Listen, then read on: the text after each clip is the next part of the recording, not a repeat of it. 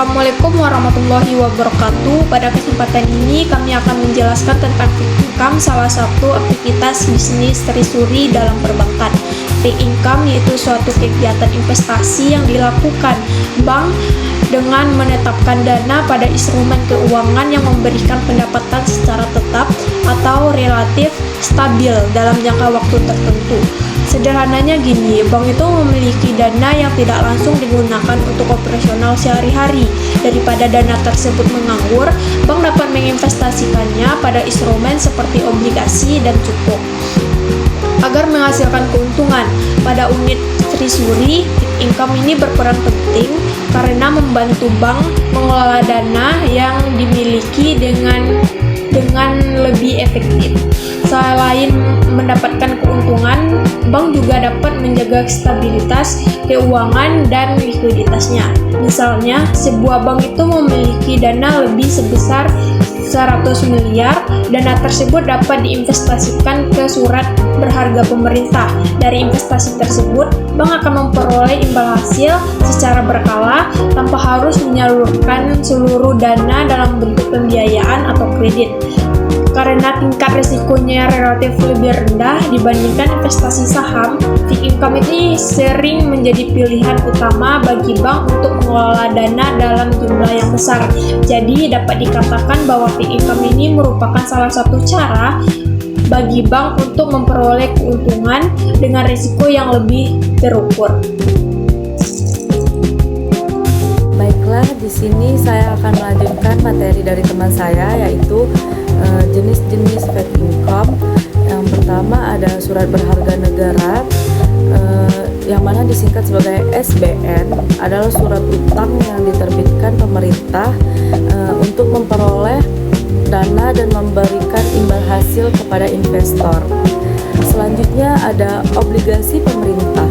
Obligasi pemerintah Indonesia adalah surat utang dari pemerintah yang memberikan pendapatan berupa kupon secara berkala.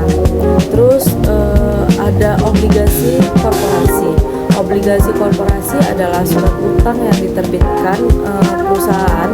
Keuntungannya bisa lebih tinggi, tetapi resikonya juga lebih besar. Terus ada sukuk negara. Sukuk negara adalah instrumen investasi syariah yang diterbitkan pemerintah dan tidak menggunakan sistem bunga.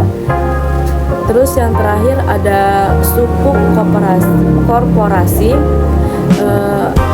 Itu adalah instrumen syariah yang diterbitkan perusahaan dan memberikan imbal hasil sesuai prinsip syariah. Baik, selanjutnya saya akan menjelaskan mengenai manfaat dan risiko dari fixed income.